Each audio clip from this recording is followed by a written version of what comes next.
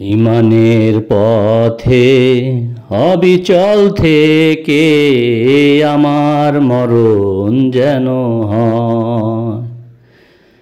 ইমানের পথে অবিচল থেকে আমার মরণ যেন হয়। তোমারই কাছে মিনতি আমার, তোমারই কাছে মিনতি আমার, মহামহিম দয়াময়।